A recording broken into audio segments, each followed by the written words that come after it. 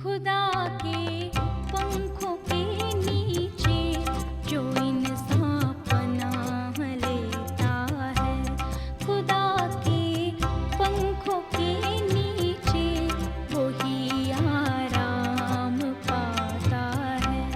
खुदा के पंखों के नीचे जो इंसान पनाह लेता है।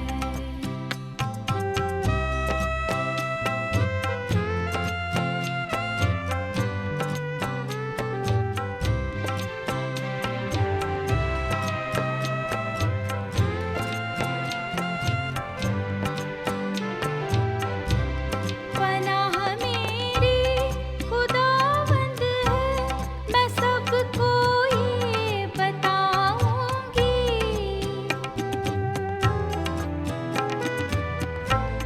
पनाह मेरी खुदावंद है, मैं सबको ये बताऊंगी। किला मेरा खुदावंद है, किला मेरा खुदावंद है, मैं आसरा उस पे रखूंगी। खुदा के पंखों के नीचे जो इंसान पनाह लेता है।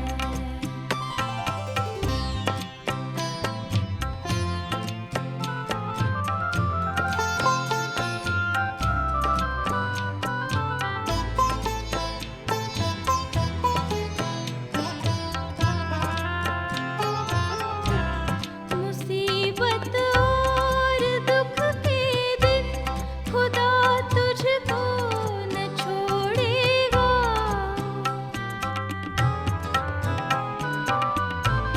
मुसीबत और दुख के दिन खुदा तुझको न छोड़ेगा। करेगा वादा पूरा हो, करेगा वादा पूरा हो, कभी ना उसको तोड़ेगा।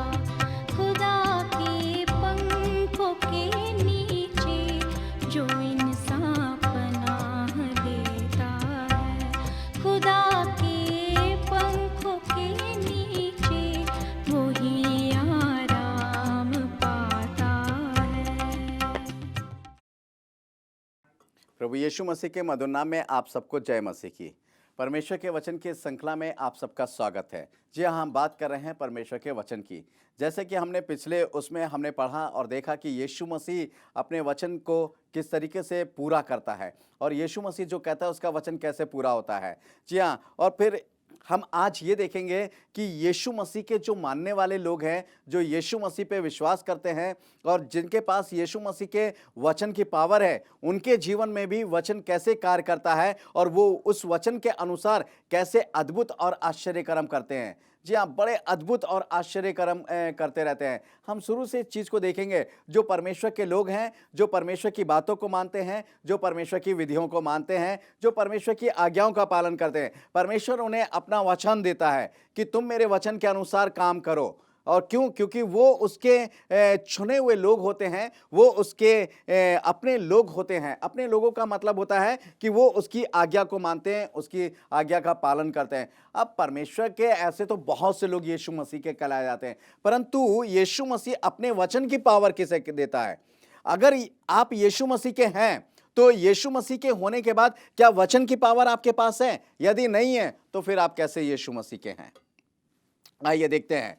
चाहे छोटा हो चाहे बड़ा हो, कोई भी क्यों ना हो, यीशु मसीह का जो है, जो यीशु मसीह की बातों को मान रहा है, उसकी आज्ञाओं का पालन कर रहा है, यीशु मसीह के वचन की पावर उसके पास है। और जिसके पास यीशु मसीह के वचन की पावर है, सही में वो सामर्थी है इस संसार के अंदर।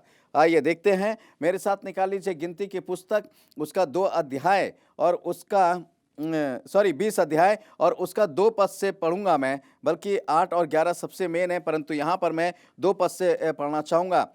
वहाँ मंडली के लोगों के लिए पानी ना मिला, इसलिए वे मूसा और हारून के विरुद्ध इकट्ठा हुए और लोग ये कहकर मूसा से झगड़ने लगे, भला होता कि हम उसी समय मर गए होते जब हमारे भाई यहोवा के सामने मर गए। और तुम यहोवा की मंडली को इस जंगल में क्यों ले आए हो कि हम अपने पशुओं समेत यहाँ पर मर जाएं। जी हाँ, परमेश्वर का वचन यहाँ पर कह रहा है कि किस तरीके से परमेश्वर ये लोग वहाँ जंगल में भटक रहे हैं जब परमेश्वर उनको मिस्र से निकाल कर लाया, और पानी की कमी के कारण ये बड़े परेशान हैं और पानी कहीं नहीं मिल रहा है, ये बड़े प्यासे हैं और इनको पानी की आवश्यकता है। और ये मूसा के ऊपर कुड़कुड़ा रहे हैं, बुड़बुड़ा रहे हैं कि हम इससे अच्छा तो मिस्र में मर जाते और तो हमें इसलिए यहाँ पर लेकर आया है कि हम यहाँ पर मर जाएं और सबकी सब मर जाएं। देखिए फिर क्या होता है, यहाँ पर 8 से 11 पद है,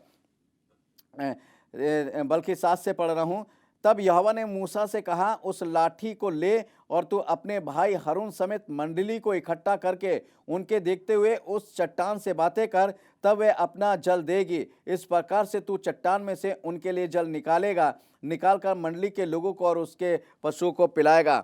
जी हाँ, परमेश्वर ने मूसा से कहा कि तू सब लोगों को इकट्ठा कर, सारी मंडली के लोगों को इकट्ठा कर और तू चट्टान पे जा। और उस चट्टान से उसने एक बात कही है कि तू उस चट्टान से बातें कर। बातें करने का मतलब वचन कह है, कोई वचन कह, क्योंकि परमेश्वर उस चट्टान पर खड़ा हुआ था। जी हाँ, वो चट्टान परमेश्वर था। वो कहता है कि तू बातें। अब परमेश्वर ने अपना वचन मूसा को दिया कि जा तू चट्टान पर जा, जब तू उससे बातें करेगा तो वो अपना पानी तुझे, चट्टान में से पानी निकलेगा और तू अपने लोगों को पिला दे और उनके पशु को भी पिला दे, यानी इतना पानी निकलेगा।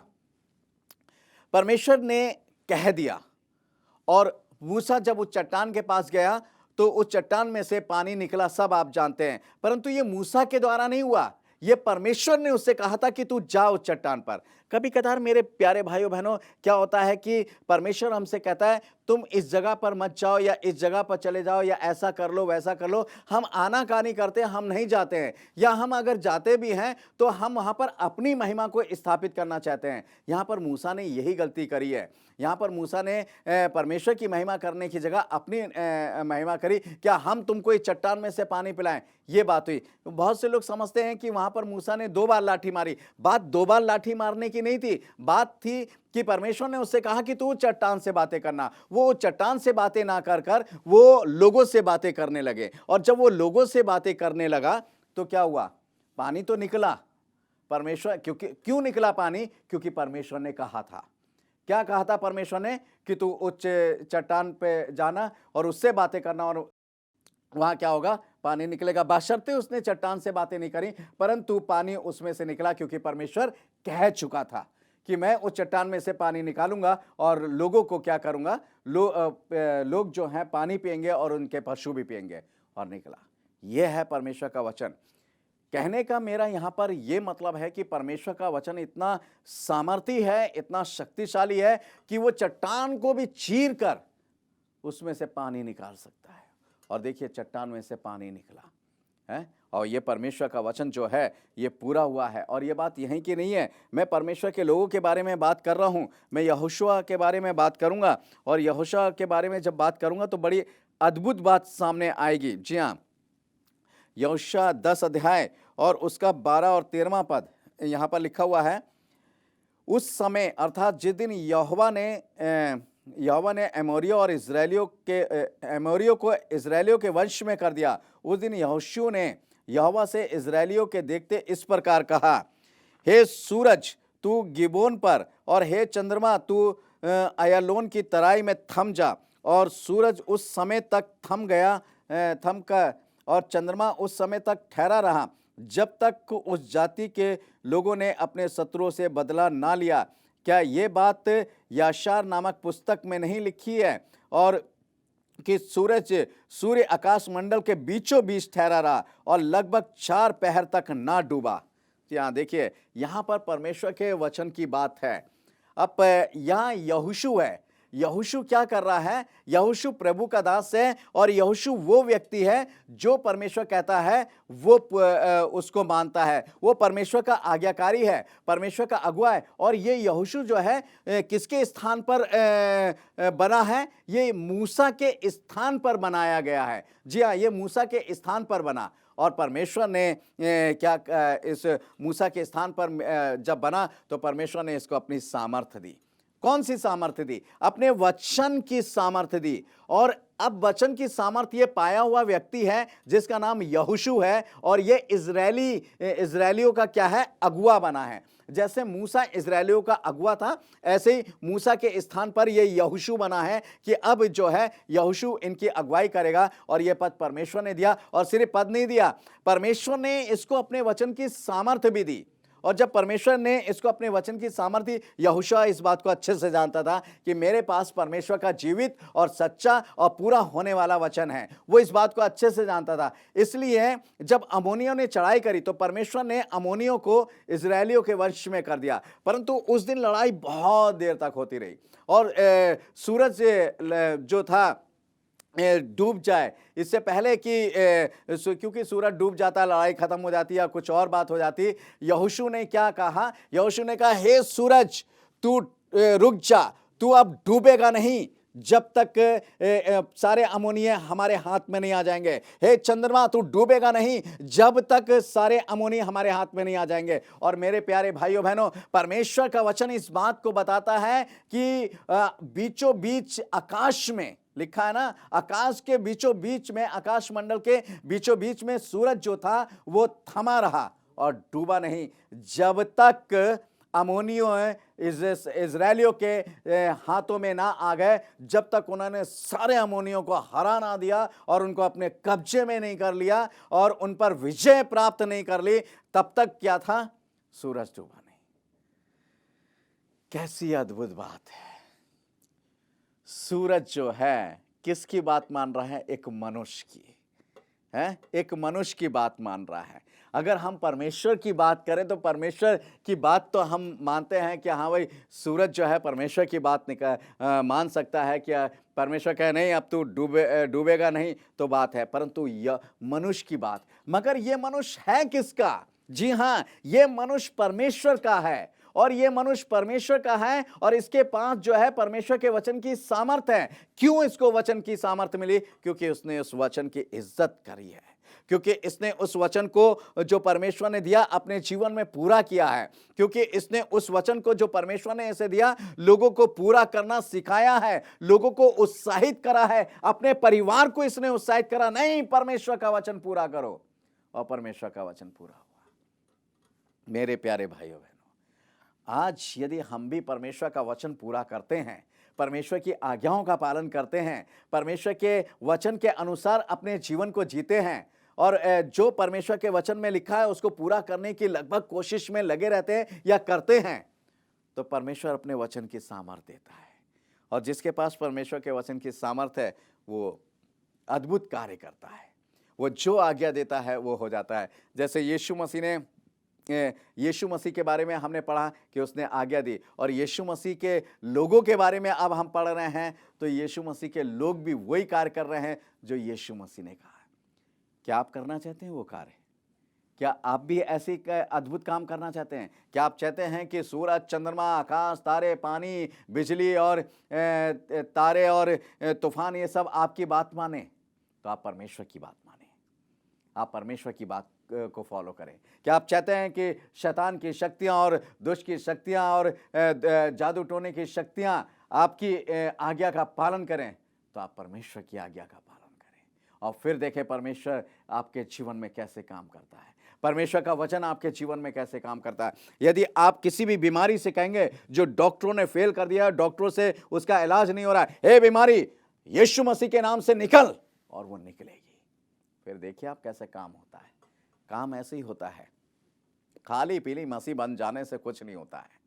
अगर आप मसीह बनना चाहते हैं तो आपके पास वचन की सामर्थ होनी चाहिए, और जब वचन की सामर्थ होती है तो सारे कार्य सफल होते हैं, क्योंकि हम वचन को पूरा कर रहे हैं, और वचन जो है हमारे जीवन में उन बातों को पूरा कर रहा है जो आप कह रहे हैं। यही यीशु मसीह के वचन की सामर्थ है। आइए और देखेंगे परमेश्वर का वचन क्या कहता है। जब हम देखते हैं परमेश्वर के वचन में से पहला राजा और उसका दूसरा राजा और उसका पहला अध्याय, जी हाँ, यहाँ पर क्या है, पहला राजा उसका पहला अध्याय और उसके 9 पद से जरा हम लोग पढ़ना चाहेंगे कि यहाँ पर क्या है। यहाँ पर देखिए परमेश्वर का वचन क्या लिखा हुआ है, क्या कह रहा है। दूसरा राजा पहला अध्याय जी हाँ, और यहाँ पर 9 वचन से और उसके 12 तक पढ़ेंगे, 9 से 12 तक। यहाँ लिखा हुआ है, परमेश्वर का वचन इस प्रकार से कहता है, उनके पार पहुंचने पर एलिया ने एलीशा से कहा, इससे पहले कि मैं तेरे पास से उठा लिया जाऊं, जो कुछ तू चाहे मैं तेरे लिए करूं, मांग। एलीशा ने उससे कहा, तुझ में जो आत्मा है उसका दुगना भाग मुझे मिल जाए। एलिया ने कहा, तूने कठिन बात मांगी है, तो भी यदि तू मुझे उठाए लिए जाने तक के बाद देखने पाए तो तेरे लिए हो जाएगा, नहीं तो ना होगा। वे चलते चलते बातें कर रहे थे कि अचानक एक अग्निमय रथ और अग्निमय घोड़ों ने उनको अलग अलग कर दिया और एलिया बवंडर में होकर स्वर्ग पर चढ़ गया और उसे एलीशा देखता और पुकारता रहा, हाय मेरे पिता, हाय मेरे पिता, हाय इज़राइल के रथ और सवारों। जी हाँ, यहाँ पर परमेश्वर का वचन क्या कहता है? एलिया के बारे में बात है और एलिया के बारे में बड़ी अद्भुत बात है। और ये अद्भुत बात क्या है एलिया के बारे में कि एलिया के स्वर्ग से, देखिए, स्वर्ग से परमेश्वर ने एक विशेष रथ उसके लिए भेजा और वो अग्निमय रथ है। जी हाँ, रथ भी आग से भरा, घोड़े भी अग्निमय हैं। ये अग्निमय रथ जो है वो एलिया के पास आया और एलिया को उसमें उठाकर ले गया। कैसी अद्भुत बात, किसी भी व्यक्ति के जीवन में ये बात देखने को नहीं मिली है। परंतु ये क्यों होता है? क्योंकि एलिया ने क्या करा? एलिया ने हमेशा परमेश्वर के वचन को पूरा किया, हमेशा परमेश्वर के वचन को माना, परमेश्वर के वचन को पूरा किया। जब एलिया ने परमेश्वर के वचन से कहा जो भी बात कि 3.5 साल तक पानी नहीं बरसेगा, तो नहीं बरसा। और जब एलिया ने कहा कि अब पानी बरसेगा, तो पानी बरसा। जी हाँ, पानी बरसा। और परमेश्वर, एलिया ने हमेशा परमेश्वर के वचन पे विश्वास रखा। जब परमेश्वर ने उससे कहा कि तू जा, सारपत नगर की विधवा के पास जा, और सारपत नगर की विधवा के यहाँ मैंने तेरे खाने का इंतजाम किया है। अब वो सारपत नगर की विधवा जो थी, उस समय लकड़ियां बीन रही थी रोटी बनाने के लिए। अब देखिए, एलिया सोच सकता था, अरे सारपत नगर की विधवा, क्या परमेश्वर किसके पास भेज रहा है? किसी रईस के पास भेजता, कहीं पे ऐशो आराम की जिंदगी होती, अच्छा खाने को मिलता, उस विधवा के पास भेज रहा है। परंतु परमेश्वर जानता था कि वो क्या कर रहा है। यहाँ पर 2 काम कर रहा है। एक काम तो ये कर रहा है कि वो एलीशा के लिए खाने का बंदोबस्त कर रहा है, और दूसरा वो उस विधवा और उसके बेटे की सहायता करना चाहता था, जो परमेश्वर पे भरोसा और विश्वास रखती थी। परंतु एलिया ने ऐसा कुछ नहीं सोचा। एलिया उस विधवा के पास परमेश्वर के वचन के अनुसार गया, क्योंकि परमेश्वर ने कहा था उससे, इसलिए वो चुपचाप गया और उससे कहा कि जा मेरे लिए रोटी बना कर ला। तो वो औरत क्या कह रही है? औरत कह रही, यहोवा के जीवन की शपथ, मेरे पास एक मुट्ठी आटा है और थोड़ा सा तेल है, हम 2 रोटी बनाएंगे, एक मेरा बेटा खाएंगे, एक मैं खाएंगे, और उसके बाद हम मर जाएंगे। एलिया ने कहा, नहीं, जाकर पहले मेरे लिए एक रोटी बना कर ला। वो औरत भी देखिए, कितनी, वो महिला जो है कितनी परमेश्वर में है वो, और कैसा उसने कार्य किया। उसने पलट के जवाब नहीं दिया, अरे ये कैसा व्यक्ति है, हम कह रहे हैं हमारे पास खाने को ये पीछे पड़ा हुआ है कि हमें रोटी खिलाए, इसे कहाँ से खिलाएंगे, हमारे पास तो खुद नहीं है। परंतु वो लेडी गई और उसने चुपचाप से एक छोटी रोटी बनाई और एलिया को दी। और एलिया के जीवन में परमेश्वर, एलिया ने अपने जीवन में परमेश्वर का वचन पूरा किया, और उस औरत ने, उस महिला ने अपने जीवन में एलिया का वचन पूरा किया। क्यों एलिया का वचन पूरा किया? क्योंकि वो जानते थे कि यह परमेश्वर का दास है, और परमेश्वर का दास जो कह रहा है वो मुझे पूरा करना चाहिए, और इसमें मेरी भलाई ही होगी। और सही में उसने जब ऐसा सोचा कि ये परमेश्वर का दास है और जो कह रहा है मेरे भले के लिए कह रहा है, उसने उस दास को पहले रोटी ला के दे दी, और उसका भला हुआ। कि जब तक पानी नहीं बरसा, यानी 3.5 साल तक जब तक पानी नहीं बरसा, उस आटे में से और उस तेल में से वो और उसका घराना खाते रहे। कितनी अद्भुत बात है! ये परमेश्वर के लोगों का काम है। देखिए, उधर वो भी परमेश्वर पे भरोसा रखती थी। एक तो वो विधवा थी, कोई साधन नहीं था, और बेचारी के पास से खाने पीने को भी नहीं था, और उधर उस देश में अकाल पड़ा हुआ था, और लोगों ने अपने घर से भी उसे निकाल दिया था कि हमारे पास खुद खाने को नहीं है, हम तुझे कहाँ से खिलाएंगे। परंतु उस विधवा ने खुद भी खाया और अपने लोगों को भी खिलाया, क्योंकि वो परमेश्वर के वचन को पूरा करती थी। और इधर एलिया ने परमेश्वर के वचन को पूरा किया, और उसने बड़े बड़े कार्य को सिद्ध किया। और यही नहीं, वो एलिया जो है, आहाब राजा और इजाबेल उसके पीछे पड़े हैं, वो कुछ नहीं कह रहा, वो भाग रहा है, परंतु परमेश्वर के काम में विघ्न नहीं डाल रहा। परमेश्वर की बात को, परमेश्वर के काम को वो पूरा करता चला जाता है। और जब वो परमेश्वर के काम को पूरा करता है, तब परमेश्वर की आशीषें उसके जीवन में आती हैं। उसने बड़े अद्भुत काम करे, तब एक स्वर्ग से रथ आता है और वो एलीशा को और उनको दोनों को उतार ले जाता है। परंतु एलीशा ने उससे मांगा कि जो आत्मा तेरे अंदर है उसका दुगना भाग दे। क्यों? क्योंकि वो जो आत्मा उसके अंदर थी, परमेश्वर की आत्मा, वो उस वचन को पूरा करती थी। जो वो एलिया कहता था वो पूरा हो जाता था, और एलीशा भी यही चाहता था कि वो जो है वो पूरा हो। परंतु जब एलिया ने अपने स्थान पर एलीशा को बुलाया तो एलीशा ने अपने बैल और ये सारे नष्ट कर दिए थे, और फिर वो पूर्ण रूप से परमेश्वर के पीछे हो गया। और उसने एलिया की चादर को उतरते हुए देखा और उसे उठाई, और एलिया के अंदर परमेश्वर का वही आत्मा आया और दुगने तरीके से उसके जीवन में काम करने लगा। जी हाँ, उससे एलीशा ने भी बड़े बड़े काम किए, बहुत बड़े बड़े चमत्कार किए हैं एलीशा ने, और बड़े अद्भुत अद्भुत काम किए हैं। जी हाँ, क्यों? क्योंकि उनके पास परमेश्वर की सामर्थ्य थी। क्यों परमेश्वर की सामर्थ्य थी? क्योंकि वो परमेश्वर के कार्य को, परमेश्वर के वचन को पूरा करते थे। इसलिए जो वचन को वो पूरा करते थे वही वचन उनको सामर्थ्य देता था, और वो सामर्थ्य जो थी परमेश्वर की आत्मा उनके अंदर थी। इसलिए वो आत्मा, जो सामर्थ्य थी वो और दुगनी हो जाती थी। एक तो वचन की सामर्थ्य और ऊपर से परमेश्वर के आत्मा की सामर्थ्य, तो ये दुगनी हो जाती थी और उनको और पावरफुल बनाती थी। उनके आगे कोई नहीं टिक सकता था। मेरे प्यारे भाइयों बहनों, कोई नहीं टिक सकता था। और आज के इस युग में आज ये दोनों चीजें हमारे पास हैं। जी हाँ, परमेश्वर का वचन भी हमारे पास है जो सामर्थी है, और दूसरी चीज परमेश्वर का आत्मा भी। वो कहता ना कि मैं अंत के दिनों में सब प्राणियों पर अपना आत्मा उंडेलूंगा। जी हाँ, उसने पेंतीकोस्त के दिन अपने पवित्र आत्मा को हम सबके लिए उंडेला। परंतु क्या ये दोनों चीजें आज इस संसार के अंदर है? परमेश्वर का वचन भी जो सामर्थी है, और जब हम इसको लेते हैं तो सामर्थी बन जाते हैं, और जब हम परमेश्वर के वचन को अपने जीवन में लेते हैं तो सामर्थी बनते हैं, और जब हम परमेश्वर के आत्मा को अपने अंदर लेते हैं तब हम सामर्थी तो हम दुगने सामर्थी हो जाते हैं। अब देखिए, एक तरफ तो परमेश्वर के वचन की सामर्थ्य है और दूसरी तरफ परमेश्वर के आत्मा की सामर्थ्य है। हमसे शक्तिशाली, हमसे बलवान कोई हो सकता है? कोई नहीं हो सकता। परंतु हाय, दोनों चीज होने के बाद भी हमारे पास कुछ नहीं है। हमारे पास ना तो वचन की सामर्थ्य है और ना ही हमारे पास परमेश्वर के पवित्र आत्मा की सामर्थ्य है। ना ही हमारे पास परमेश्वर का वचन है, ना ही हमारे पास परमेश्वर का आत्मा है। क्यों? क्योंकि हम अपनी ज़िंदगी जीना चाहते हैं। हम परमेश्वर के वचन के अनुसार अपनी ज़िंदगी नहीं जीना चाहते हैं। हम परमेश्वर के आत्मा के अनुसार अपना जीवन नहीं जीना चाहते हैं। हम परमेश्वर के आत्मा के द्वारा अपना जीवन नहीं जीना चाहते हैं। और यही कारण है मेरे प्यारे भाइयों बहनों, बड़े अफसोस की बात है कि उस समय लोगों के पास परमेश्वर के वचन की सामर्थ्य और परमेश्वर के आत्मा की सामर्थ्य दोनों थे, और दोनों सामर्थ्य थे और बड़े अद्भुत काम करते थे। और ऐसे ऐसे अद्भुत काम करे हैं मनुष्यों ने कि बयान से बाहर है। जो काम परमेश्वर ने बड़े अद्भुत अद्भुत करे, वैसे काम उन्होंने भी किए हैं, क्योंकि परमेश्वर के वचन के सामर्थ्य ने और परमेश्वर की आत्मा की सामर्थ्य ने उनके काम कराए। परंतु आज ये दोनों चीज़ें हैं, कहाँ हैं? यीशु मसीह कहता है कि मैंने तुम्हें अपने वचन की सामर्थ्य दी है, मैंने तुम्हें अपने आत्मा की सामर्थ्य दी। कहाँ है? उस सामर्थ्य को प्रयोग क्यों नहीं करते? उसको अपने जीवन में रिसीव क्यों नहीं करते हो?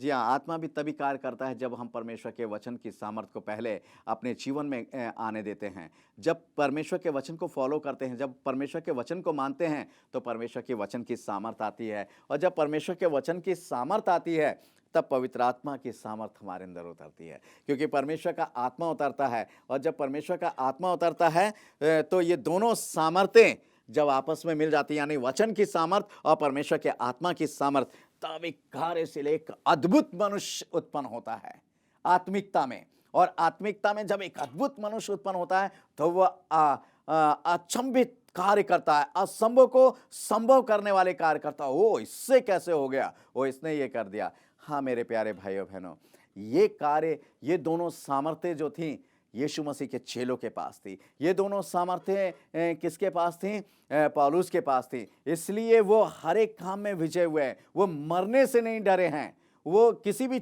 चीज़ से नहीं डरे हैं, और उनके जीवन में डर नाम की चीज़ नहीं थी। आइए मेरे प्यारे भाइयों बहनों, आज इस सामर्थ्य को हम अपने लिए प्राप्त कर लें। आज परमेश्वर की सामर्थ्य को प्राप्त कर लें।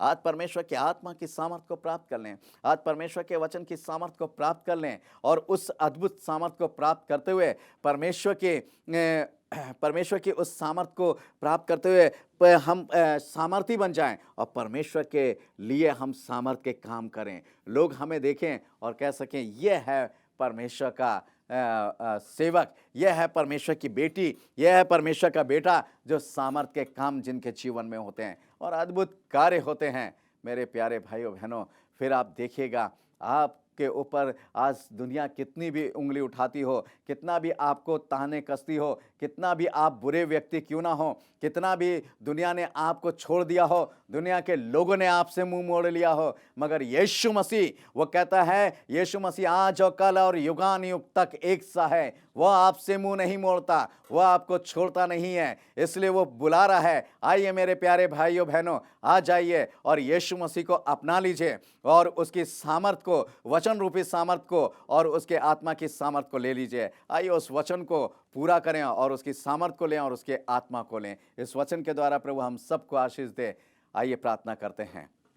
स्वर्ग और पृथ्वी के सृष्टिकर्ता परमेश्वर यहोवा, एक बार फिर से हम आपके अनुग्रह के सिंहासन के पास आते हैं और चाहते हैं हमें प्यारे प्रभु जी बुद्धि और समझ और अपनी सामर्थ्य दे, ताकि प्यारे प्रभु जी हम आपके वचन को मान सकें और उस पर चल सके। प्यारे प्रभु, आपके वचन को फॉलो कर सके, ताकि आपके वचन की सामर्थ को प्राप्त कर सके और आपकी आत्मा की सामर्थ को प्राप्त कर सके। मेरे भाई बहन ने जिन्होंने भी इस वचन की और आत्मा की सामर्थ को मांगा है, उनको दीजिए, ताकि वो सामर्थी बन सके और सामर्थ के कार्य इस संसार के अंदर कर सके। ये प्रार्थना यीशु मसीह नासरी के नाम से मांगते हैं। आमीन और आमीन।